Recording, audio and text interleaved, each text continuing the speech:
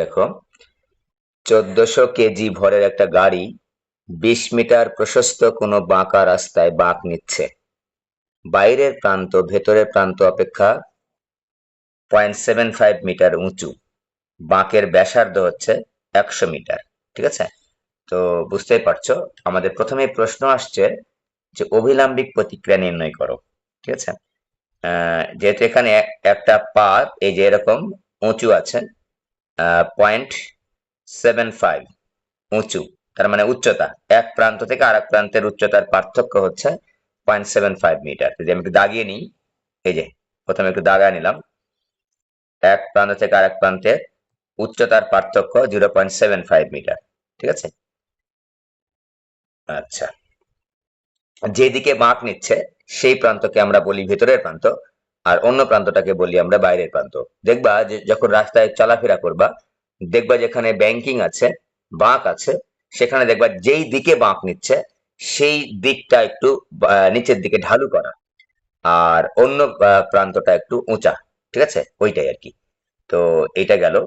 তো এখানে এখন দেখো যে 20 মিটার প্রশস্ত রাস্তা, তার মানে এইটুকু হচ্ছে 20 মিটার, এইটুকু হচ্ছে, এটুকু হচ্ছে 20 মিটার।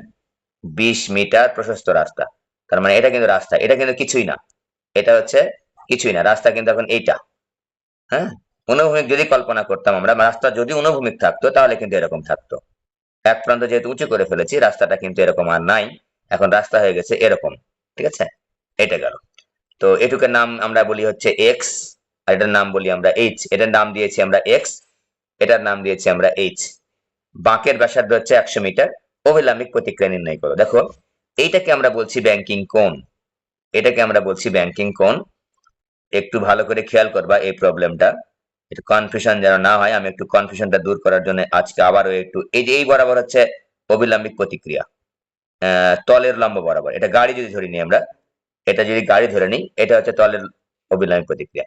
ঠিক আছে, এই যে আমরা যদি একটু লিখে নিই, আর এই বরাবর যাবে একটা, আর দেখো তো বস্তুর ওজন কিন্তু এই বরাবর, এই যে একবারে খাড়া নিচের দিকে বস্তুর ওজন W=mg। আর এইটা দেখো, এই এই যে mg, এই r এর এই বরাবর উপাংশটার নাম হচ্ছে r cos θ।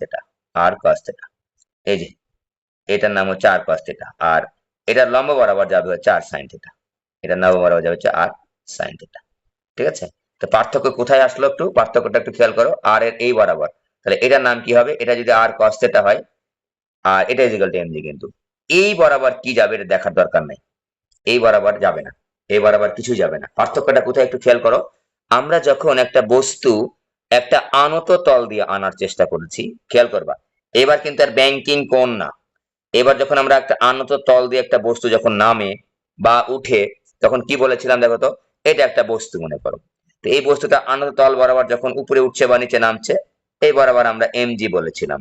ঠিক আছে, আর এই বরাবর বলেছিলাম তার অভিলাম্বিক প্রতিক্রিয়া, এই বরাবর বলেছিলাম হচ্ছে r cos θ, আর এই বরাবর বলেছিলাম হচ্ছে r sin θ। পার্থক্যটাকে ধরে নাও, এই বরাবর বলেছিলাম হচ্ছে r sin θ। ঠিক আছে, তার মানে r লিখেছিলাম, সরি এটা কি mg cos θ, mg cos θ, এটা বলেছিলাম mg cos θ, আর এটা বলেছিলাম হচ্ছে mg sin θ, mg sin θ। ঠিক আছে, এটা বলেছিলাম আমরা mg sin θ। এটা থেটা, এটা থেটা, এটা থেটা। ঠিক আছে, এটা থেটা, আর এটার সঙ্গে লম্ব, এবার আবার কিছু দিই নাই আমরা। এখন খেয়াল করে দেখো যে এইটা যে অভিলাম্বিক প্রতিক্রিয়া, তার একেবারে তল বরাবর দিয়েছিলাম mg sin θ, আর এই তলের এই বরাবর লম্ব বরাবর দিয়েছিলাম হচ্ছে r, এই বরাবর দিয়েছিলাম m cos। তার মানে এখানে আমরা ধরেছিলাম r mg cos θ, কিন্তু এখানে খেয়াল করো, এখানে কিন্তু r mg cos θ না। যখন বাঁক নিচ্ছে, খেয়াল করে দেখো, যখন রাস্তা বাঁক নিচ্ছে তখন এই বরাবর হচ্ছে r sin θ, আর এই বরাবর কিন্তু r cos θ। r sin θ কেন্দ্রমুখী বলের যোগান দিচ্ছে, আর r cos θ এই উপাংশটা বস্তুর ওজন দ্বারা কিন্তু প্রশমিত হচ্ছে। তার মানে এখানে r cos θ কিন্তু mg, অতএব r কত, mg ভাগ cos θ। কিন্তু দেখো পার্থক্যটা দেখো, যখন একটা বস্তু আনত তল বরাবর উপরে উঠছে বা নিচে নামছে, তখন কিন্তু সে বাঁক নিচ্ছে না, সে কিন্তু আনত তল বরাবর সোজা উঠছে বা আনত তল বরাবর সোজা নামছে, তল বরাবর সোজা নামছে, তার কিন্তু বাঁক নেওয়ার দরকার হচ্ছে না। ফলে তার অবিলম্বিক প্রতিক্রিয়া কিন্তু পরিবর্তন হচ্ছে না ওইভাবে। এখানে কিন্তু দেখো এইটা কিন্তু পরিবর্তন হচ্ছে। এই বরাবর কিন্তু আমি mg cos θ, খেয়াল করে দেখো, এই বরাবর হচ্ছে mg cos θ, কিন্তু আমি তো mg cos θ নিয়ে কাজ করছি না এখানে, আমি কাজ করছি হচ্ছে r sin θ আর r cos θ নিয়ে। কারণ হচ্ছে এই বস্তুর যে অবিলম্বিক প্রতিক্রিয়া তার উপাংশ একটা mg r cos θ, r cos θ, আর একটা উপাংশ হচ্ছে r sin θ। এই যে এটার সঙ্গে এটা লম্ব, কিন্তু এটা তল বরাবর কিন্তু r sin θ না, এর তল বরাবরের কোনো প্রশ্ন কিন্তু না। এখানে বাঁক যখন নিচ্ছে তখন r এর cos θ হচ্ছে এই বরাবর, আর r এর sin θ হচ্ছে তার লম্ব বরাবর। এটা হচ্ছে একেবারে বৃত্তের কেন্দ্রের দিকে যে বরাবর বাঁক নিচ্ছে, এই যে বরাবর বাঁক নিচ্ছে, মনে করো এই বরাবর বাঁক নিচ্ছে, এই যে এই বরাবর আর sin θ, এই যে r sin θ হচ্ছে কেন্দ্রের দিকে, r sin θ হচ্ছে কেন্দ্রের দিকে, কেন্দ্রমুখী বলের যোগান দিচ্ছে। এইটা কিন্তু ওই তল বরাবর নিচের দিকে কিন্তু না r sin θ। ফলে এই mg cos θ আর mg sin θ এর উপাংশটা আর এখানে r cos θ আর r sin θ উপাংশটা কিন্তু এক না।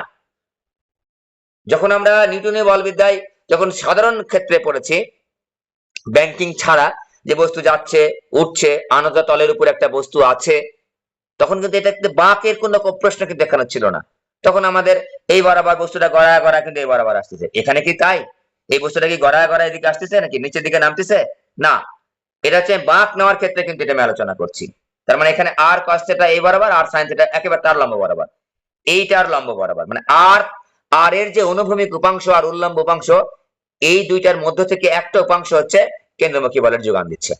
তার মানে এখানে কিন্তু r sin θ আর এদিকের m cos sin θ এক জিনিস না। কিন্তু দেখো তুমি একবার তল বরাবর কিন্তু mg sin θ, এই যে এটাকে তল বরাবর r sin θ না, তাহলে r sin θ আর mg sin θ এক জিনিস না। তাহলে এই যে r cos θ আর r sin θ, r কে ভেঙে আমরা লিখছি, আর এখানে কি mg কে ভেঙে লিখছি আমরা, mg কে ভেঙে লিখছি mg cos θ আর হচ্ছে mg sin θ, mg sin θ হচ্ছে তল বরাবর আর mg cos θ হচ্ছে এই বরাবর। তার মানে এখন কিন্তু আমরা এই r cos θ কিন্তু mg লিখবো। তার মানে অভিলম্বিক প্রতিক্রিয়া কিন্তু r mg ভাগ cos θ। আর যখন আনত তলের উপর একটা বস্তু উঠানামা করছে বা অবস্থিত আছে, একবারে স্ট্রেট উঠানামা করছে অথবা অবস্থিত আছে, তখন কিন্তু আমার অভিলম্বিক প্রতিক্রিয়া r mg cos θ। আর যখন বাঁক নিচ্ছে তখন কিন্তু mg cos θ কিন্তু অভিলম্বিক প্রতিক্রিয়া না, তখন r cos θ mg, এখান থেকে r mg ভাগ cos θ, এটা কিন্তু অভিলম্বিক প্রতিক্রিয়া। এটা যেন ভুলে যেও না, উল্টা পাল্টা যেন হয়ে যায় না, ঠিক আছে?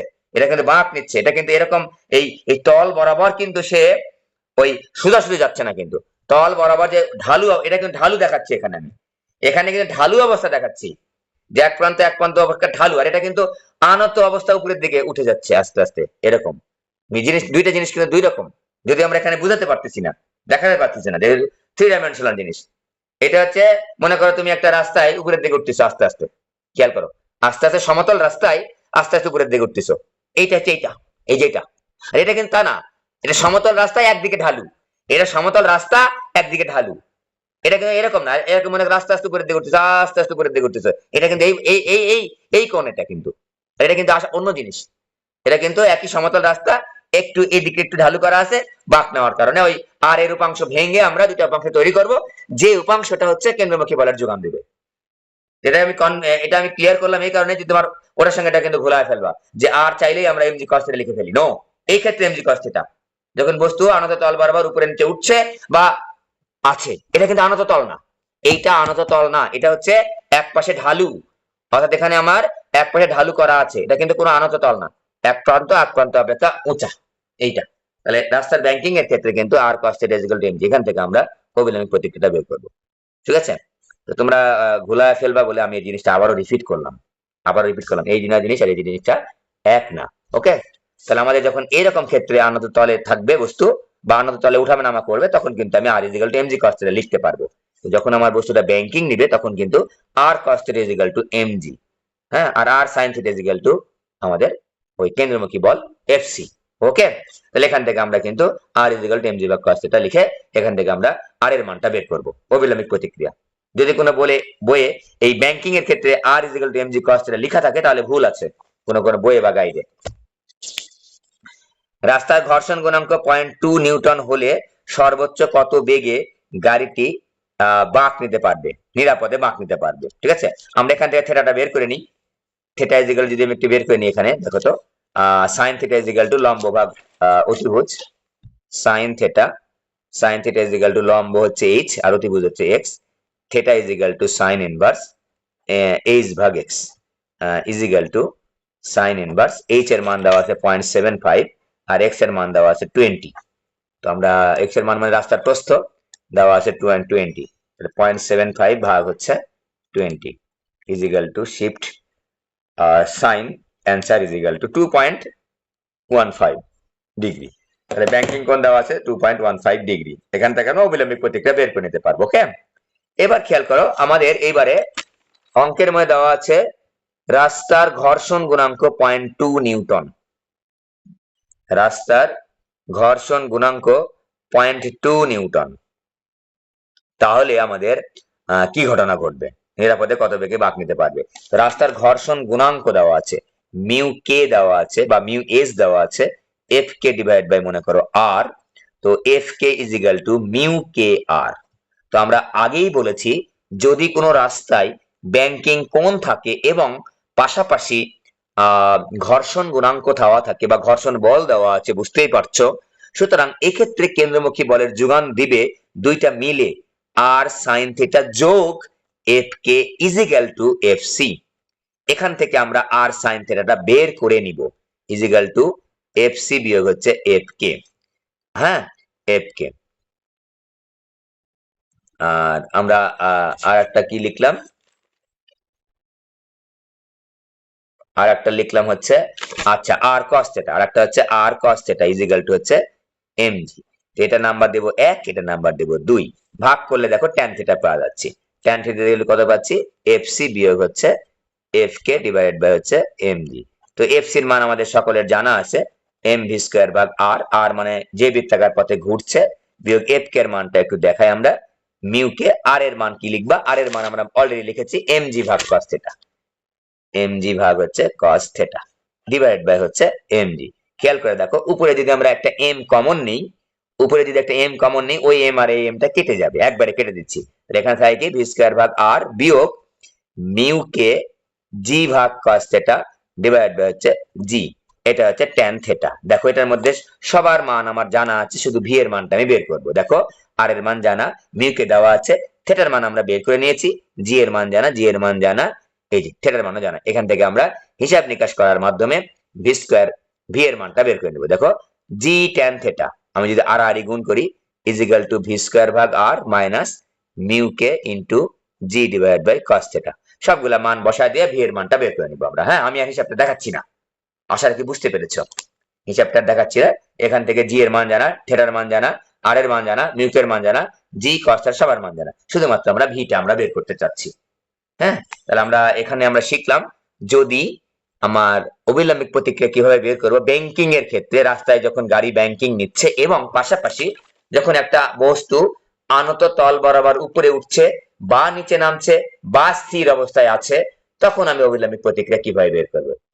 আনত তল বরাবর, এটা কিন্তু আনত তল, এটা কিন্তু আনত তল না, এটা কিন্তু ওই যে এক পাশ আর এক পাশ থেকে ঢালু অবস্থায় আছে, একটাই রাস্তা এটা, আর এটা আস্তে আস্তে উপরের দিকে উঠতেছে। যেমন তুমি মই চিন্তা করতে পারো, তুমি মনে করো একটা ছাদে বা একটা দেয়ালে মই লাগিয়েছে, এইটা এরকম, এই যে মই বরাবর, এটা মই, এটা কিন্তু মই না, ওই রকম কিছু না, ঠিক আছে। যাই হোক, আমরা এটার জন্য আমি রিভিউ করলাম। তো রাজশাহী ক্যাডেট কলেজের একটা প্রশ্ন লিখেছিলাম আগের দিনে, রাজশাহী ক্যাডেট কলেজ, যে 40 কেজি এবং এত ব্যাসের একটা সিলিন্ডার অনুভূমিক ভাবে, সিলিন্ডার কিন্তু সিলিন্ডারের অঙ্ক একটা করাই নাই, তাই লিখেছি আমি সিলিন্ডারের অঙ্ক একটা করাই নাই। 40 কেজি ভর আর 0.4 কেজি ব্যাসের একটি সিলিন্ডার অনুভূমিক ভাবে 2 মিটার পার সেকেন্ড বেগে গড়িয়ে চলছে। দেখো খেয়াল করো, সিলিন্ডার গড়িয়ে গড়িয়ে চলছে, সিলিন্ডারের কৌণিক ভরবেগ কত? প্রশ্নটা একটু এক্সেপশনাল টাইপের, তাই আমি তোমাদের জন্য সিলেক্ট করেছি। হ্যাঁ, তো সিলিন্ডার তো আমি করাই নাই, তাহলে ক নাম্বার সিলিন্ডারের কৌণিক ভরবেগ কত? আমাদের জানা আছে কৌণিক ভরবেগ L is equal to I omega, L is equal to I omega, অথবা আমাদের আরো জানা আছে L is equal to r cross p, এই যে আর ক্রস পি, হ্যাঁ আর ক্রস পি। তো আমরা এটা দিয়ে বের করব, আই ওমেগা দিয়ে বের করবো, ঠিক আছে। যেহেতু এখানে আমাদের সিলিন্ডার একটা স্পেশাল শেপের বস্তু, মনে রাখবা এখানে আমরা যেহেতু একটা স্পেশাল শেপের বস্তু, মনে রাখবো আমরা যখনই আমরা আমাদের সামনে স্পেশাল শেপ বিশেষ আকৃতির বস্তু পাবো তখন কিন্তু আই এর মান কিন্তু আর এম আর স্কোয়ার না, তখন আই এর মানটা হচ্ছে স্পেশাল শেপের যে জন্য যে আমরা স্পেশালি যে আই এর মানটা বের করেছিলাম, জড়তার ভ্রামক বের করেছিলাম, সেগুলো বসাতে হবে। যার কারণে আমরা কিন্তু এখান থেকে এম ভি আর দ্বারা কিন্তু বের করতে পারছি না, কারণ এখানে কিন্তু এম ভি আর দ্বারা বের করার মানে হচ্ছে তুমি জেনারেল একটা জিনিস চিন্তা করতেছো যে এম এম ভরের একটা বস্তু, এম ভরের বস্তু, এটা অবশ্যই এম ভরের বস্তু, কিন্তু এই এম ভরের বস্তুটা একটু স্পেশাল শেপের, আর স্পেশাল শেপের ক্ষেত্রে আয়ের মানটা স্পেশাল অন্য কিছু একটা হয়, এম আর স্কোয়ার হয় না। যার কারণে কিন্তু আমরা এটা দিয়ে বের করবো, এটা দিয়ে আমরা বের করবো না, ঠিক আছে। এম ভি আর এটা দিয়ে বের করা মানে হচ্ছে আমরা পাচ্ছি হচ্ছে কোন স্পেশাল শেপ আমি কনসিডার করছি না, কোন স্পেশাল শেপ আমি কনসিডার করছি না, আর এটা স্পেশাল শেপ কনসিডার করতে হবে, কারণ সিলিন্ডার এখানে উল্লেখ করে দেওয়া আছে, তাই আমরা কিন্তু এখানে এম ভি আর বা আর ক্রস পি দ্বারা বের করবো না। হ্যাঁ, এখানে আমরা হচ্ছে আই ওমেগা দ্বারা বের করবো। আই বের করা কি আমাদের সিলিন্ডারের ক্ষেত্রে এম আর স্কোয়ার আছে আমাদের, আর ওমেগাও আমাদের জানা আছে। ওমেগা যেহেতু এখানে ভি দেওয়া আছে, V is equal to R omega, তো আমি এখান থেকে V is equal to R omega, তো omega is equal to V ভাগ আর আমি বসায় নেবো, ঠিক আছে। ওমেগা ইজ ইকাল টু এখানটা বের করে নিতে পারি যে ভি এর মান এখানে দেওয়া আছে 2, আর আর এর মান দেওয়া আছে 0.2। এই এখানে কিন্তু ব্যাস দেওয়া আছে, ব্যাসার্ধ লাগবে, আর মানে কিন্তু ব্যাসার্ধ, ঠিক আছে, আর মানে কিন্তু হচ্ছে ব্যাসার্ধ। তো আমরা যদি বের করি তাহলে আমরা পাচ্ছি 2 ভাগ 0.2, তাই কত হয় রে 2 ভাগ 0.2, 10 মনে হয়, 10। তো এখানে আমরা 10 বসালে আমাদের রাজশাহী ক্যাডেট কলেজে যে প্রবলেমটা দিয়েছে সিলিন্ডারের কৌণিক ভরবেগ কত আমরা কিন্তু পেয়ে গেলাম। খ নাম্বার দেখো, এটাও স্পেশাল, সিলিন্ডারে যদিও আমি থিওরি কিন্তু পড়িয়ে নিয়েছি তোমাদের এগুলো, হ্যাঁ, এখন এটা গড়িয়ে যাচ্ছে, কিন্তু যে গড়িয়ে গড়িয়ে চলছে, এই গড়িয়ে যাওয়ার অর্থ হচ্ছে E K is equal to half M V square plus half I omega square, অর্থাৎ এটা হচ্ছে রৈখিক গতিশক্তি, রৈখিক গতিশক্তি যোগ হচ্ছে কৌণিক গতিশক্তি বা ঘূর্ণন গতিশক্তি, দুটা যোগ হয়ে যাবে, হ্যাঁ, ঘূর্ণন গতিশক্তি দুটা যোগ হয়ে যাবে, এটাই বলার জন্য আমি এই অঙ্কটা লিখেছি তোমাদের। Half M V square plus half I omega square, ওমেগার মান দেওয়া নাই, আমরা ওমেগার মানটা বের করে নিছি এত রেডিয়ান পার সেকেন্ড। মনে রাখবা একটা বস্তু যখন চলছে প্লাস গড়িয়ে গড়িয়ে চলছে মানে ঘুরছে আবার চলছে, ঘূর্ণন গতিশক্তি নিব আমরা, আবার হচ্ছে চলন কি বলে এটা রৈখিক গতিশক্তি নিব, এটাকে বলা হচ্ছে মোট গতিশক্তি। তার মানে সাইকেলের চাকা যখন গড়িয়ে গড়িয়ে এক স্থান থেকে অন্য স্থানে যাচ্ছে তখন কিন্তু তার গতিশক্তিটা হবে দুইটা যোগফল। আবার যখন আমাদের বৈদ্যুতিক পাখার গতিশক্তি বের করতে বলবে তখন কিন্তু শুধুমাত্র ঘূর্ণন গতিশক্তি, বৈদ্যুতিক পাখা কিন্তু এক স্থান থেকে অন্য স্থানে যায় না, একই জায়গায় থেকেই কিন্তু ঘুরে, এই জন্য আমরা ওখানে শুধুমাত্র ঘূর্ণন গতিশক্তি কাউন্টে নেব। হিসাবটা তোমরা করে নিবা, সবগুলার মান দেওয়া আছে। তাহলে রাজশাহী ক্যাডেট কলেজের প্রশ্নটা আমাদের হয়ে গেল। এবার আসো, এই যে এই অঙ্কটা একটু ইম্পর্টেন্ট, মানে আমাদের যদি একটু জটিল টাইপের প্রশ্ন আসে তখন আমরা আবার ঝামেলায় পড়ে যাব। তো আমরা এই জন্য এই প্রশ্নটা নিয়েছি আমি, যে এখানে একটা বস্তু তার ভর হচ্ছে 4 কেজি, M1 নাম দেওয়া আছে, এটার নাম হচ্ছে 5 মিটার পার সেকেন্ড বেগে যাচ্ছে, এটার বেগ হচ্ছে 0, বুঝতেই পারছো স্থির বস্তু, তীর চিহ্ন নাই, ভি এর মান ইউ এর মানটা হচ্ছে 0, মানে ইউ এর মানটা বা বেগের মানটা হচ্ছে 0, ঠিক আছে, 0 মিটার পার সেকেন্ড। এটাকে যদি তুমি ইউ ওয়ান বলো এটাকে ইউ টু বলতে পারো, এটার নাম দিলাম হচ্ছে ইউ ওয়ান, ঠিক আছে। এরপর ঠিক আছে, ধাক্কা লাগার পরে তারা দেখো এই যে এরকম ভাবে চলে গেছে, একজন একজন চলে গেছে হচ্ছে এইরকম ভাবে, এই যে এরকম ভাবে, হ্যাঁ, দুইটা বস্তু। তো এটা হচ্ছে ওই যে প্রথম বস্তু, সেটা হচ্ছে এই যে 4 কেজি ভরের বস্তুটা এই বরাবর গেছে 45 ডিগ্রি কোণে, নাম দিয়েছি আমরা বেগের হচ্ছে ভি1, 2 মিটার পার সেকেন্ড বেগে গেছে। আর একটা বস্তু যেটার নাম হচ্ছে M2, এই বস্তুটা ভি টু 2 কেজি ভরের যে বস্তুটা এই দিকে গেছে সংঘর্ষের পরে, ঠিক আছে। তো এখন প্রশ্ন হচ্ছে এই ভি2 এর মানটা বের করতে বলেছে। তো আমাদের জানা আছে খুবই ইম্পর্টেন্ট একটা কনসেপ্ট, ভরবেগের সংরক্ষণশীলতা নীতি, যে সংঘর্ষের আগে ভরবেগের সমষ্টি এবং সংঘর্ষের পরে ভরবেগের সমষ্টি কিন্তু সমান। কিন্তু এখানে একটা ঝামেলা কি, এখানে কিন্তু সংঘর্ষের পরে ওই সরল রেখা বরাবর যায় নাই, একটু বেঁকে গেছে, একটু বেঁকে গেছে, প্রথম বস্তু দেখো এই যেদিকে গেছে, দ্বিতীয় বস্তু এদিকে বেঁকে গেছে। তো এই কোণটা তুমি কি ধরবা? কোণ যা ধরো ধরো, এইটা এই কোণটার মানটা দেওয়া নাই, আবার এই তো ঝামেলা। এই কোণের মান ধরো থেটা, এটা 45 ডিগ্রি কোণে বেঁকে গেছে, আর এটা হচ্ছে কোন কোণে বেঁকে গেছে সেটা কিন্তু উল্লেখ করে দেওয়া নেই, যার কারণে আমাদের একটু ঝামেলার মতো মনে হচ্ছে। এটার নাম দেওয়া হচ্ছে থেটা কোণে বেঁকে গেছে। তাহলে এখন দেখো, সংঘর্ষের আগে ভরবেগের সমষ্টি এবং সংঘর্ষের পরে ভরবেগের সমষ্টিটা নিব। তো আমাদের এখানে একটা জিনিস খেয়াল করব, যেহেতু এখানে বেঁকে গেছে, এক্স অক্ষ বরাবর একবার নিব এবং এক্স অক্ষের লম্ব বরাবর একবার নিব উপাংশ। তাহলে ভরবেগের যে সংরক্ষণশীলতার নীতি আমরা নিচ্ছি, বা নিত্যতার সূত্র বা সংরক্ষণশীলতা নীতি দুইবার আমরা নিব। একবার হচ্ছে অনুভূমিক বরাবর, একটু ভালো করে খেয়াল করো, অনুভূমিক বরাবর একটু স্পেশাল প্রবলেম পরীক্ষায় যদি আসে, এ ধরনের আসে না বলছি না, এরকম আসে কিন্তু, এই জন্য সিলেক্ট করা হয়েছে। অনুভূমিক বরাবর ভরবেগের নিত্যতার সূত্র প্রয়োগ করব। ভরবেগের নিত্যতার সূত্র, এটা তোমাদের ছিল সিলেবাসে, নিউটনীয় বলবিদ্যায় করাইছি আমি একবার। তোমাদের দেখবা, তোমাদের যে নোটটা দিয়েছি, হ্যান্ড নোট আমি দিয়েছি, এই ধরনের প্রবলেম কিন্তু আমার করে দেওয়া আছে, আমার মনে আছে করে দেওয়া আছে এরকম প্রবলেম, যে সংঘর্ষের পরে বিভিন্ন কোণে বেঁকে গেছে।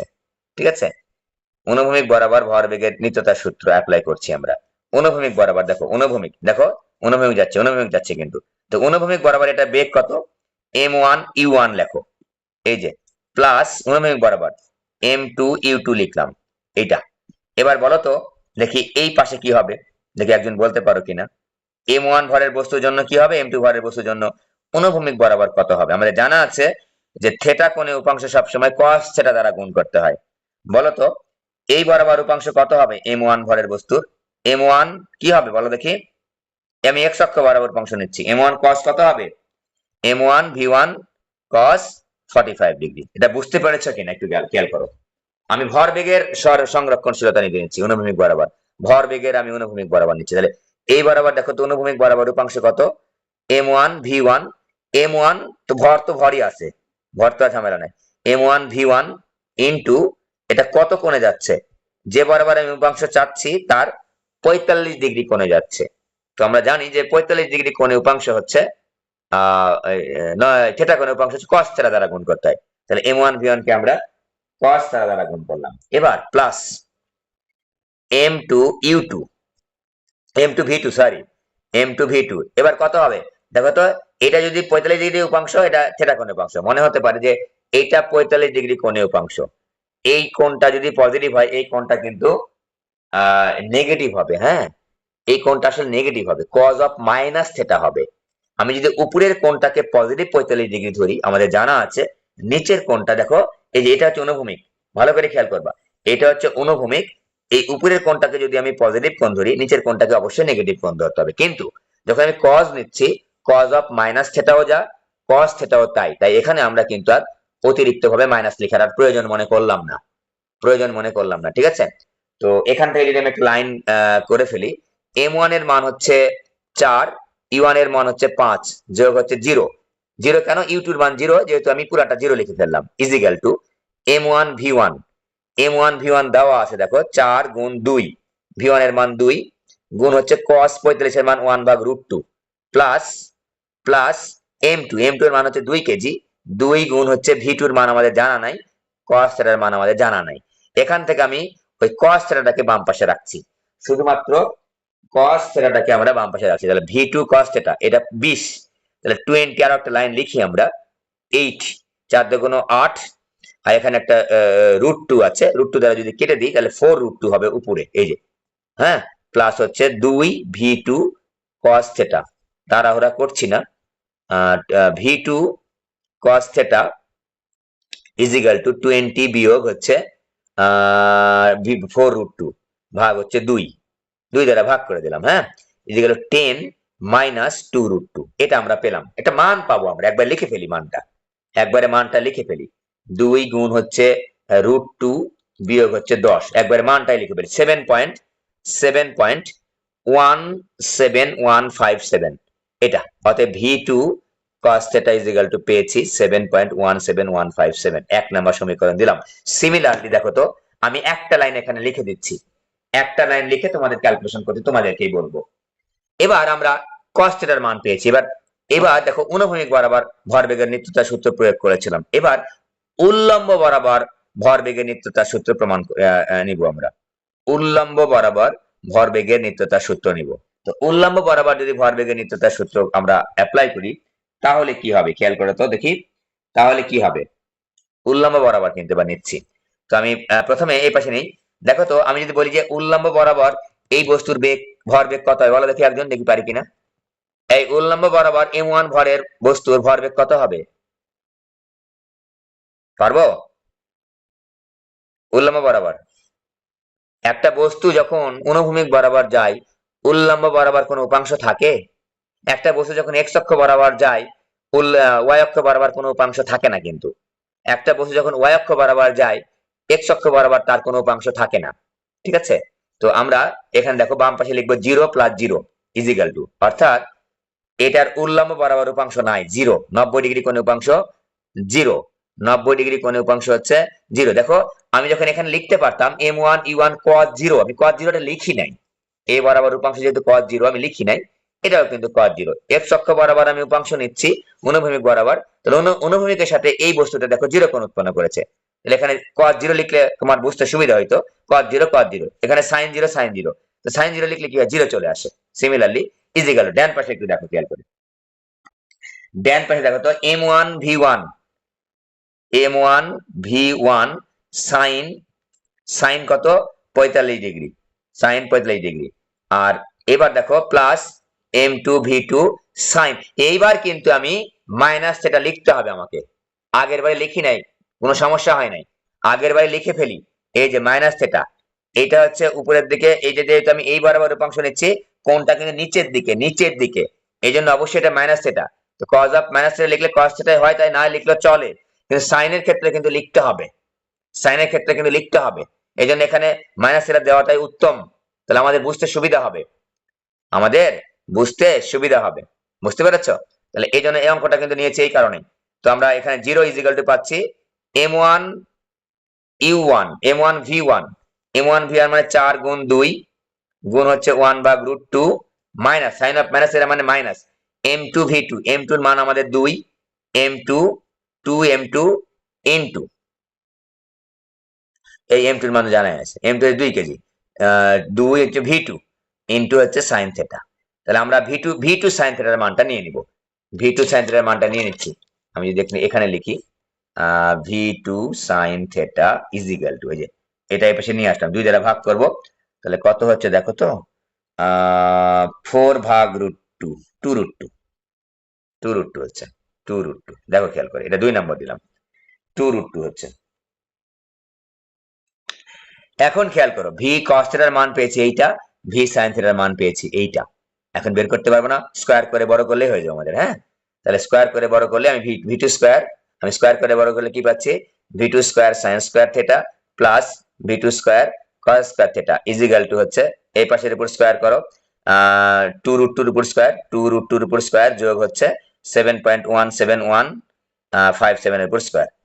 তো আমরা পাচ্ছি পাশে v স্কয়ার v2 স্কয়ার = 2√2 এর উপর স্কয়ার দিলে 4 × 8, 4 × 8, 4 × 8 যোগ হচ্ছে 7.17157 এর উপর স্কয়ার = এত 51.43, 51.43, 51.4314 যোগ দিলাম 8, যোগ দিলাম 8, তার উপর রুট দিলাম, অ্যানসার দিলাম 7.71, 7.71 মিটার পার সেকেন্ড। এটা হচ্ছে ভি এর মানটা, হ্যাঁ v2 এর মানটা। এই ধরনের প্রবলেম পারতে হবে, এটা কঠিন প্রবলেমের মধ্যে পড়ে না, কিন্তু এই জিনিসটা তোমাদের আমি দিয়েছিলাম কিন্তু পরে পড়ানো হয় নাই, হয়তোবা কোনো একদিন পড়াইছে কিনা আমার খেয়াল হচ্ছে না। তো এই প্রবলেমটা একটু দেখে নিবা, কঠিন কিন্তু বলি নাই, আমি ছোট করে দেখালাম, এই আস্তে ধীরে দেখাইছি কিন্তু, যে আমি তাড়াহুড়া করি নাই কিন্তু, ঠিক আছে? কিভাবে আমরা ভরবেগের অনুভূমিক উপাংশ এবং উল্লম্ব উপাংশটা নিয়েছি। তো এখানে একটা জিনিস খালি যে আমরা এই দিকে কোণ হলে উপরের দিকে কোণকে আমরা পজিটিভ ধরি, আর ঘড়ির কাঁটার দিকে কোণকে আমরা নেগেটিভ ধরি, সবাই জানি আমরা। তো এই বরাবর যখন উপাংশ নিচ্ছি এইটা হবে নেগেটিভ কোণ। তো আমরা কজের ক্ষেত্রে লিখলে আমার নেগেটিভ লিখলেও সমস্যা নাই, না লিখলেও সমস্যা নাই, কিন্তু সাইনের ক্ষেত্রে আমার লিখতে হবে, ঠিক আছে? এইভাবে আমরা অঙ্কটা প্রবলেমটা সলভ করতে পারি।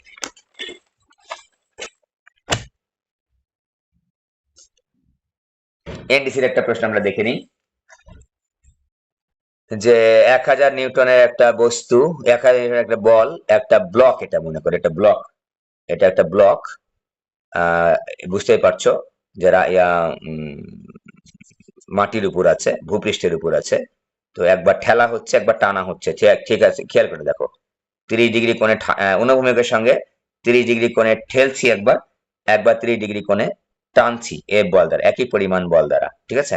প্রশ্ন হচ্ছে 100 কেজি, এই ব্লকের ভর হচ্ছে 100 কেজি ভরের একটি ব্লককে 1000 নিউটন বলে প্রথমে ঠেলা হচ্ছে এবং পরে টানা হচ্ছে। তো এই ঠেলা বা টানার আগে কি করা হয়েছে দেখো তো, এর আগে ব্লকটিকে একই বলে টানা হচ্ছিল অনুভূমিক ভাবে, অনুভূমিক ভাবে টানছিলাম, তখন কিন্তু এরকম করে কোণ করে টানি নাই, ঠিক আছে। তো অনুভূমিক ভাবে সরানোর ক্ষেত্রে 2 সেকেন্ড পর গতিশক্তি কত? অনুভূমিক ভাবে যখন সরাচ্ছি 2 সেকেন্ড পর গতিশক্তি কত? দেখো এখানে একটা সুন্দর কথা লেখা আছে, ঘর্ষণ গুণাঙ্ক দেওয়া আছে, ঠিক আছে। গতিশক্তি বের করার জন্য আমার কি লাগবে? আমার কিন্তু 2 সেকেন্ড পর বেগ লাগবে।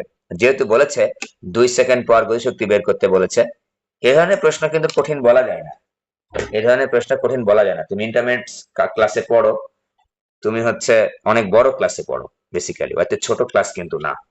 হ্যাঁ, এই ধরনের প্রশ্নকে আমরা কঠিন বলছি না, এই ধরনের প্রশ্ন পারা উচিত এবং সলিউশন করা উচিত। হ্যাঁ, তোমাদের গাণিতিক ভাবে তোমাদের অনেকটা স্ট্রং করার আমি চেষ্টা করেছি সব সময়ের জন্য, যে গণিত গুলা খুবই ইম্পর্টেন্ট। এখন খেয়াল করে দেখো, আহ এখানে একটা জিনিস একটু দেখানো আছে যে ওজন হচ্ছে তো, আর এখানে একটা আরো একটা জিনিস দেওয়া আছে, জি এর মানটা দেওয়া আছে 10 মিটার/সেকেন্ড স্কয়ার, লেখা আছে কি? একটু এটা একটু সাবধান, বারবার বলেছি জি এর মান সবসময় যে 9.8 ধরবা বিষয়টা এরকম না। যদি কোনো অঙ্কের মধ্যে দেওয়া থাকে, কিন্তু তোমাদের বোর্ড প্রশ্ন দেখেছি যে যদি কোনো অঙ্কের মধ্যে দেওয়া থাকে জি এর মানটা হচ্ছে 10 বা অন্য কিছু 9.81 9.82 দেওয়া থাকতে পারে, সেটাই আমরা কিন্তু ধরবো। এই প্রশ্নের মধ্যে যেহেতু জি এর মান 10 মিটার/সেকেন্ড স্কয়ার দেওয়া আছে, আমরা কিন্তু এইটাই ধরবো। আজকে যে ক্লাসটা নিচ্ছি নিউটনীয় বলবিদ্যার, এটা একটু অন্য টাইপের অঙ্ক, কিন্তু একেবারে সচরাচর যেগুলো বোর্ড পরীক্ষায় আসে সেগুলো না। আমি তোমাদের বলেছিলাম যে তোমাদের একটু এক্সেপশনাল টাইপের অঙ্কগুলো দেখাবো, যাতে করে তোমাদের পরীক্ষায় ফুল কনফিডেন্স সহকারে তুমি যেতে পারো, যে না আমি হচ্ছে পারি, এগুলোও পারি, এগুলো পড়লেও পারবো, সব যে কোনো ভাবে পড়লে পরীক্ষায় যেন আমরা পারি। তো বুঝতেই পারছো যে এখানে আমার ঘর্ষণ গুণাঙ্কের মানটা দেওয়া আছে। তো ঘর্ষণ গুণাঙ্ক মান দেওয়া থাকলে কি লিখি আমরা? F K is equal to হচ্ছে মিউ কে ইন্টু আর। দেখো তো, mu K is equal to F K divide by R. তো এখান থেকে আমরা এফ কে বের করলাম। তো অনুভূমিক ভাবে যখন টানছো, দেখো তো এই যে ব্লক, অনুভূমিক ভাবে যখন টানছো খেয়াল করবা, এই যে এফ বলে তুমি টানছো, এটা একটা ব্লক, এই ব্লকের ওজন কত, ভর কত? 100 কেজি।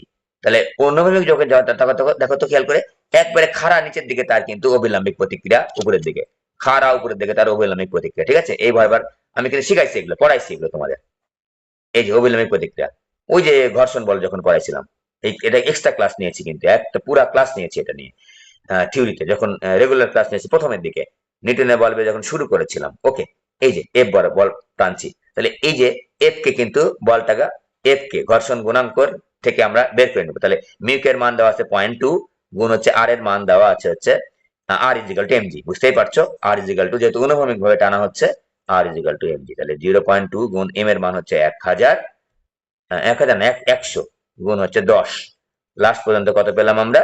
100 না 200 পাচ্ছি, 200 নিউটন। এটা হচ্ছে আমাদের এফ কে। আমাদের জানা আছে যে S summation F is equal to M A. অতএব এখানে কটা বল কাজ করছে? দুইটা, একটা নাম এফ, একটার নাম হচ্ছে এফ কে। এফ কে সবসময় প্রযুক্ত বলের বিপরীতে কাজ করে, সুতরাং F is equal to M A.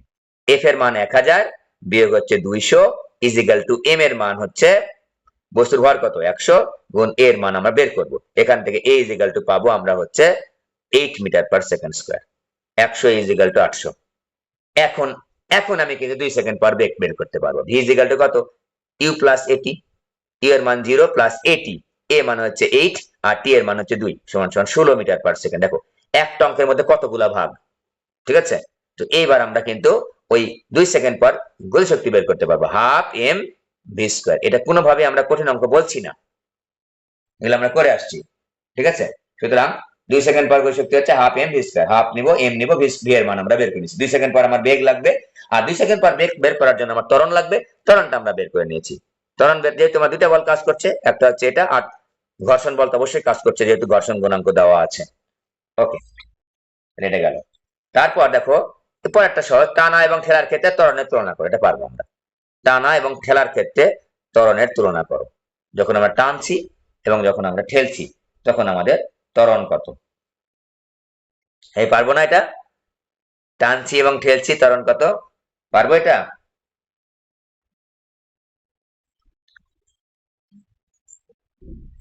দেখাই দিই একটু, যখন আমার একটা দেখালেই বুঝতে পারবা।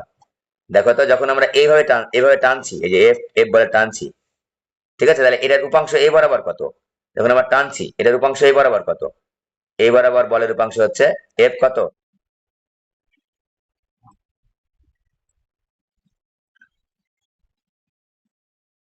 ভালো করে খেয়াল করো।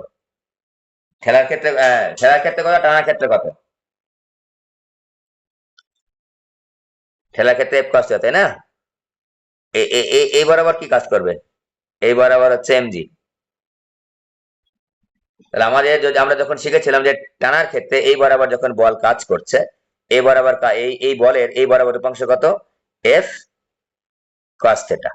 এই বরাবর এফ, এটা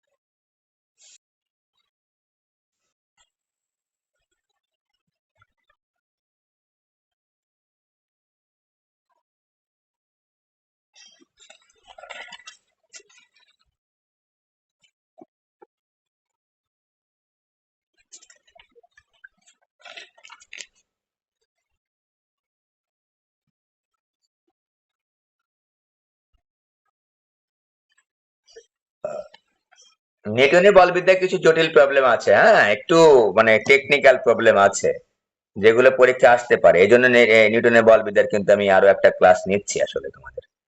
হ্যাঁ, যখন আমি টানছি,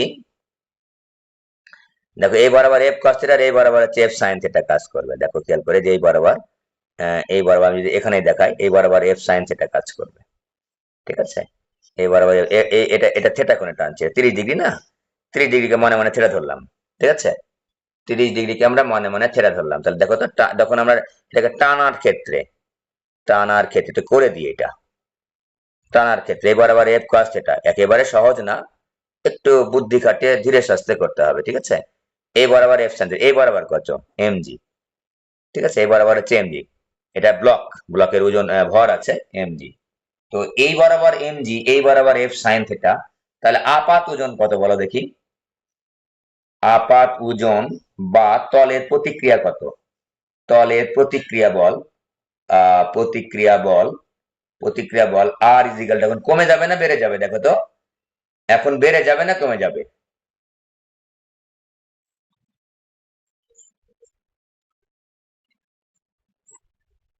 কমে যাবে, ভেরি গুড। এমজি এদিকে, এমজি কিন্তু ছোট না, এমজি কিন্তু বড়, কারণ হচ্ছে এই ব্লক তার উপরে উঠে চলে যায় নাই, ব্লক তৈরি করে টানছি আমরা বল দিয়ে, তাই না? তাহলে এমজি বিয়োগ এফ সাইন থিটা। তো এটা হচ্ছে আমাদের আর ইজিক্যাল টু এমজি বিয়োগ সাইন থিটা। তো আর এর মানটা একটু বের করে নিব। এম এর মান আমাদের জানা আছে 100 গুণ 9.8 দিচ্ছি, কিন্তু হবে না, 10 দিতে হবে, বিয়োগ এফ সাইন থিটা। এফ আমাদের দেওয়া আছে 1000 আর সাইন 30 ডিগ্রি মানে 500। তাহলে আমার এখানে পাচ্ছি 1000 বিয়োগ হচ্ছে 500, এই সাইন 30 মান হচ্ছে হাফ, তাহলে 500 হয় এখানে, সমান সমান 500 নিউটন। তাহলে আমার তলের অভিলম্বিক প্রতিক্রিয়া পরীক্ষা আসতে পারে। আমরা ওই যে ভেক্টরে পড়েছিলাম মনে আছে, যে টানার ক্ষেত্রে একটা ওই যে লন রোলার ওই টাইপের অঙ্ক, কিন্তু ওই কনসেপ্টটাকে দেওয়া হয়েছে, একেবারে সেম কনসেপ্ট। আপাত ওজন বা তলের প্রতিক্রিয়া বল কিন্তু এটা কমে যায় যদি আমি টানি। এই জন্য আমরা বলেছিলাম না, টানাটা সহজ আর ঠেলাটা হচ্ছে কঠিন। তো দেখো ওই অঙ্কটা এখানে করা হয়ে যাচ্ছে, ভেক্টরের ক্ষেত্রে পরীক্ষা আসতে পারে, এই ক্ষেত্রে আসতে পারে। এখানে অঙ্ক আসে না, বিষয়টা এরকম না, আসে কিন্তু। এটা গেল। তাহলে আর এখন বলতো, আমি এখন বলতে চাচ্ছি ত্বরণের কি বলেছে অঙ্কের মধ্যে। অঙ্কের মধ্যে বলেছে যে ত্বরণের তুলনা করো। এইবার দেখো, আমি তো ত্বরণ ব্লকটা তার উপরের দিকে উঠে চলে যায় না, ব্লকটা যাচ্ছে কোন বরাবর, এই বরাবর। এইবার বলতো প্রতিক্রিয়া বলে, এবার ত্বরণটা আমি কিভাবে বের করব? Summation F is equal to M A না? তাহলে এখন কত এফ কত হবে এখন বলো দেখি, এখন এফ কত হবে দেখি পারি কিনা। F cos theta minus F K is equal to M A. এটা বোঝা গেছে কিনা? একটু ব্যতিক্রমী অঙ্ক, কিন্তু বুঝতেই পারছো এনডিসি প্রশ্ন পড়াচ্ছি। এই বরাবর তো এফ না রে বাবা, এই বরাবর কি এফ কস থিটা না? আর এই বরাবর কি? বরাবর হচ্ছে এফ কে। এই বরাবর এফ কে। বস্তু যদি এদিকে যায়, আমি বস্তুটাকে টানতেছি এই বলে, এফ বলে, 30 ডিগ্রি অ্যাঙ্গেল এফ বল। বস্তু কি এই এই অ্যাঙ্গেল বরাবর কি উপরের দিকে উঠে চলে যাচ্ছে নাকি? না। বস্তুটা কোন দিক দিয়ে যাচ্ছে? এই তল দিয়ে যাচ্ছে। এই যে তলে বস্তুটা আছে, এই যে এই তলে বস্তুটা আছে, এই তল বরাবর যাচ্ছে। এই তল বরাবর কোন বলটা কার্যকরী? কোন বলটা? ওই এফ কসেটা বলটা যাচ্ছে নিয়ে। এফ কসেটা বল যখন দিকে টানতেছি আমি ওই বরাবর যাচ্ছে। এই যে আবার ঝামেলা একটা আছে, এফ কে তাকে আবার বাধা দিচ্ছে, ঘর্ষণ গুণাঙ্ক আছে। হ্যাঁ, এফ কস থিটা বিয়োগ এফ কে। আগেই বলেছি এফ কে অল টাইম গতির বিরুদ্ধে কাজ করে। হ্যাঁ, গতির বিরুদ্ধে কাজ করছে। এবার আবার বসে যাচ্ছে, তাহলে ইজিক্যাল টু এম। এখান থেকে আমি এ বের করে ফেলবো। A is equal to F cos theta. একটু কনসেপচুয়াল অঙ্ক, অনেক সুন্দর একটা প্রবলেম দিয়েছে, আমি এই জন্য নিয়েছি প্রবলেমটা তোমাদের দেখানোর জন্য। হ্যাঁ, সিমিলারলি আমার টানার ক্ষেত্রে আমরা বের করতে পারবো। এটা আমরা টানার ক্ষেত্রে বের করলাম, ঠেলার ক্ষেত্রে আমরা বের করতে পারবো। সিমিলার কনসেপ্টে আমরা ঠেলার ক্ষেত্রে এখানে কি হবে, আপাত ওজন বা তলের প্রতিক্রিয়া বল সেক্ষেত্রে হবে হচ্ছে এম জি প্লাস এফ সাইন থিটা হবে, N G plus F sine theta হবে। ঠিক আছে? আর ওই আগের মতোই এই F cos theta minus F K একই রকমই থাকবে, ঠেলার ক্ষেত্রে বলো আর টানার ক্ষেত্রে বলো। এফ কস থিটা তো অনুভূমিক বরাবরই যাবে, আর এফ কে তো তার উল্টা দিকেই কাজ করবে। দ্বিতীয় ক্ষেত্রেও আমরা কিন্তু এই জিনিসই পাবো, কিন্তু আপাত ওজনটা একটু কম পাবো, বেশি পাবো আপাত ওজন। আপাত ওজন কত পাবো তখন?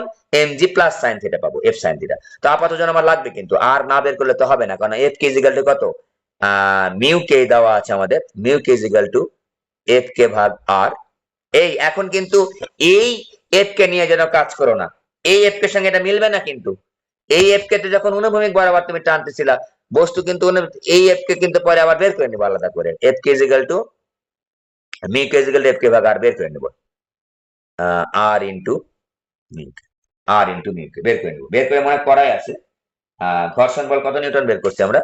আচ্ছা, ঘর্ষণ বল 100। এবার ওটা দিয়ে কাজ করা যাবে, কারণ হচ্ছে এই বস্তুটা অনুভূমিক বরাবরই যাচ্ছে, সুতরাং তার অভিলম্বিক প্রতিক্রিয়া কিন্তু এই বরাবরই নামবে এখান থেকে। এই জন্য আমার হচ্ছে mu K F K is equal two আর ইন্টু মিউ কে আমি লিখতে পারবো, আর ইন্টু লিখতে পারবো। ঠিক আছে? তাহলে আর ইন্টু মিউ কে আমরা লিখতে পারবো। তলের অভিলম্বিক প্রতিক্রিয়া, এখানে তলের অভিলম্বিক প্রতিক্রিয়া। ওকে, তাহলে আর এখানে বের করে নিবো একবার, আর এখানে একবার বের করে নিবো। এখানে আরটা যখন ওই আরটা বের করেছি টানার ক্ষেত্রে, তখন আমি এই আর দিয়ে কাজ করব। ঠেলার ক্ষেত্রে যখন আমরা বের করে নিব আর আপাত ওজন, তখন কত হবে দেখো তো। আমি যদি এখানে গোলের মধ্যে একটু বের করে দিই, R is equal to M G plus F sine theta. হ্যাঁ, R is equal to M G plus sine theta. তো বুঝতেই পারছো, যখন আমি ঠেলবো তখন আপাত ওজন বা অভিলম্বিক প্রতিক্রিয়াটা একটু বেশি হবে, আর যখন টানবো তখন কম হবে। ওকে, এটার সঙ্গে যেন মিলাতে আসো না, আগে বললাম এটার সঙ্গে মিলাবো না আমরা, কারণ এখানে টানাও না ঠেলাও না, এটা অনুভূমিক বরাবর যাচ্ছে। খেয়াল করবো আমরা যে অভিলম্বিক প্রতিক্রিয়া কিন্তু কন্টিনিউয়াসলি চেঞ্জ হয়, এটা তো আপাত ওজন, কন্টিনিউয়াসলি চেঞ্জ হয়। অভিলম্বিক প্রতিক্রিয়া কিন্তু একরকম থাকবে না। বস্তুর উপর ঠাসা দিয়েছো, অভিলম্বিক প্রতিক্রিয়া ভিন্ন। বস্তু এরকম করে উপরের দিকে টেনে তুলতেছো, অভিলম্বিক প্রতিক্রিয়া ভিন্ন। বিভিন্ন রকম আপাত ওজনটা ভিন্ন রকম হতে পারে। ওকে, সবাই বুঝতে পেরেছো? এটা করে ফেলবা, এনডিসি এই প্রশ্নটা অবশ্যই করবা। আদমজি ক্যান্টনমেন্টের একটা প্রশ্ন আমাদের পরীক্ষায় আমি নিয়েছি, ঠিক আছে। 0.2 কেজি ভরের বস্তুকে 90 সেন্টিমিটার দৈর্ঘ্যের একটি সুতার সাহায্যে বেঁধে প্রতি মিনিটে 100 বার উল্লম্ব ভাবে ঘোরানো হচ্ছে। দেখো, আমি এই ধরনের প্রশ্ন কিন্তু বারবার করিয়েছি তোমাদের, রেগুলার যখন ক্লাস নিতাম, যেগুলো প্রশ্ন বিভিন্ন ভাবে আসতে পারে। হ্যাঁ, উল্লম্ব ভাবে ঘোরাচ্ছি। ঘূর্ণনশীল অবস্থায় যদি বস্তুটি ভেঙে অর্ধেক হয়ে যায় তবে মিনিটে কতবার ঘুরবে? খুব সুন্দর একটা প্রশ্ন। হ্যাঁ, একেবারে কনসেপচুয়াল প্রশ্ন। এটা কনসেপচুয়াল একটা প্রশ্ন, এটা আমি দেখানো প্রয়োজন মনে করেছি, তাই তোমাদেরকে এই প্রশ্নটা নিয়েছি আর কি। হ্যাঁ, যে এখানে একটা ব্যাপার আছে, এটা তোমাদের বলেছি, মনে আছে কিনা জানি না, যে একটা বস্তু ঘুরছে, কৌণিক বেগের নিত্যতার সূত্র, কৌণিক বেগের না, কৌণিক ভর বেগের নিত্যতার সূত্র। ভর বেগের নিত্যতার সূত্র আমাদের জানা আছে, কৌণিক ভর বেগের নিত্যতার সূত্র তোমাদের পড়িয়েছি। ভর বেগের নিত্যতার সূত্র অর্থাৎ কৌণিক ভর বেগের নিত্যতার সূত্র বলছে যে এল is equal to constant, L is equal two ধ্রুবক, পড়েছি আমরা। হ্যাঁ, এল ইজ ইকাল টু মানে কি, I omega is equal to constant, I omega ধ্রুবক। তার মানে হচ্ছে এই I1 omega 1 is equal two I2 omega 2 is equal two I3 omega 3 is equal two dot dot dot is equal two IN omega n। তার মানে হচ্ছে I এর সাথে কিন্তু ওমেগার একটা সম্পর্ক আছে। তো আমি যদি বলি যে পৃথিবী, হ্যাঁ, হঠাৎ মনে করো ব্যাসার্ধ কমে গেছে বা ব্যাসার্ধ বেড়ে গেছে, ভর কমে গেছে বা ভর বেড়ে গেছে, ঘূর্ণন বেগ কিন্তু কমবে বা বাড়বে, ঠিক আছে। ঘূর্ণন বেগ কমবে বা বাড়বে, কিন্তু গুণফল কিন্তু সমান সমান হবে। I1 ওমেগা আমরা পড়েছি না, M1 E1, ভরবেগের আগে ভরবেগের সমষ্টি ইজ ইকাল টু ভরবেগের সমষ্টি। মনে করো ভর কমে গেল, তা ভর কমে গেলে বেগ বেড়ে যাবে, ভর বেড়ে গেলে বেগ কমে যাবে, ভরবেগটা কনস্ট্যান্ট থাকবে। ভরবেগের নিত্যতার সূত্র যারা আমরা বুঝবো, ভরবেগের নিত্যতার সূত্র বা যারা বুঝবো, যে ভরবেগের সবসময় কনস্ট্যান্ট, ভরবেগ সবসময় কনস্ট্যান্ট, সংঘর্ষের আগে পরে যাই বলো না কেন অল টাইম কনস্ট্যান্ট, এটা ইউনিভার্সাল, ইউনিভার্সাল, সার্বজনীন একেবারে। তাহলে আমরা I1 ওমেগা, তাহলে এখন বস্তু যখন আমি এটা আর বের করছি না, কৌণিক ভরবেগ তো আমরা পারি, এল is equal two I omega, ওটা তো সহজ, এল is equal two I omega, ওটা আমি আর দেখাচ্ছি না, ক number, L is equal two I omega. দেখো তো এই বস্তুটার কোন স্পেশাল টাইপের বস্তু? উত্তর হচ্ছে না। এই যে 0.2 কেজি ভরের একটা বস্তুকে এত সেন্টিমিটার দৈর্ঘ্যের একটা সুতার সাহায্যে বেঁধে প্রতি মিনিটে এতবার ঘোরাচ্ছি, কোন স্পেশাল টাইপের বস্তু না, জাস্ট একটা বস্তু, ভর কত, 0.2 কেজি, তাহলে এ আই কত, M r²। আমাদের আই এর জেনারেল প্রেজেন্টেশন কি, M r², তাহলে এটা M r², এটা কোনো স্পেশাল টাইপের বস্তু না, স্পেশাল শেপের বস্তু না, তাই I is equal to M r²। আর ওমেগা মানে কি, 2πn/t, 2πn মানে কি, এই যে প্রতি মিনিটে 100 বার ঘোরাচ্ছে, পাই তো পাই, n মানে কি, n মানে হচ্ছে 100, আর প্রতি মিনিটে এই যে t এর মান হচ্ছে 60। আমাদের L is equal two I omega, এটা নিয়ে আমি কথা বলছি না, এটা আমি পারি, আমরা ওটা আমরা পারি, আমরা খ নাম্বার নিয়ে কথা বলছি, যে ঘূর্ণনশীল অবস্থায় যদি বস্তুটি ভেঙে অর্ধেক হয়ে যায়, যদি ভেঙে অর্ধেক হয়ে যায়, তো আগে আমার কৌণিক দেখো তো I1 ওমেগা 1, দুইটা জিনিস এখানে, ভেঙে অর্ধেক হওয়ার আগের মুহূর্ত আর ভেঙে অর্ধেক হওয়ার পরের মুহূর্ত। তো দেখো খেয়াল করে, আগের মুহূর্তের I1 আমি জানি M r², ওমেগা কত, 2πn/t, 2πn/t জানি আমরা, কিন্তু I1 ওমেগা 1, ওকে। I2, I2 কিন্তু এখন m এর মানটা অর্ধেক হয়ে গেছে, ভেঙে অর্ধেক হয়ে গেছে, তাহলে বস্তুর ভর অর্ধেক হয়ে যাবে না? ঘূর্ণনশীল অবস্থায় যদি বস্তুটি ভেঙে অর্ধেক হয়ে যায়, তাহলে এখন কিন্তু আমার বস্তুটা ভেঙে অর্ধেক হয়ে গেছে, বস্তুর ভর যা ছিল তার অর্ধেক হয়ে গেছে। I2, আমরা M r², আর এর জায়গায় কি লিখবো, এই আর এর জায়গায় কি লিখবো, আর এর জায়গায় তো আর হবে না, অন্য কিছু হবে। বস্তু সুতার দৈর্ঘ্য কি কমে গেছে না বেড়ে গেছে? কিছুই কমে নাই, কিছুই বাড়ে নাই। সুতার দৈর্ঘ্য 90 সেন্টিমিটার ছিল, 90 সেন্টিমিটার, আর এর জায়গায় r² লিখলাম। ওমেগা, ওমেগা এখন লিখবো 2πn/t, প্রতি মিনিট, টি এর মান আমি 60 দিব, n এর মানটা আমি একটু বের করবো, এটার নাম দাও N1, এটার নাম দাও হচ্ছে N2। অঙ্ক আমাদের কমপ্লিট। দেখো, m বস্তু প্রথমে ছিল ভেঙে যাওয়ার আগে, M r², 2πn1, আমি যেহেতু দুটা জিনিস আমি এখন কল্পনা করছি, একবার ভেঙে যাওয়ার আগে এবং ভেঙে যাওয়ার পরে। ভেঙে যাওয়ার আগে ঘুরেছে কয়বার, মিনিটে 100 বার, তাহলে N1 এর মান হচ্ছে 100, টি এর মান কত, টি এর মান তো t, এখানে এখন খেয়াল করো, m/2, অর্ধেক, ভর অর্ধেক হয়ে গেছে, যেহেতু ভেঙে অর্ধেক হয়ে গেছে, আর আর মানে কি, সুতার দৈর্ঘ্য কিন্তু কম বেশি হবে না, তাই আর এর জায়গায় আরই লিখেছি 2π। এবার যেহেতু আমাদের জানা আছে যে ঘূর্ণন সংখ্যা কম বেশি হয়ে যাবে, তাই ঘূর্ণন সংখ্যাটা আমি বের করে চাচ্ছি, তাই আমি এন এর জায়গায় কিন্তু n2 লিখেছি, এখানে n1 ছিল এখানে n2 লিখেছি। আর টি বলেছে প্রতি মিনিটে কতবার ঘুরবে, তা টি এর মান টি থাকবে। দেখো তো আমার কি কি সব কেটেই যায় তো মনে হয়, সব কেটে কুটে দিয়ে কি কত থাকে দেখো দেখি, সব কেটে কুটে দিয়ে কত থাকে।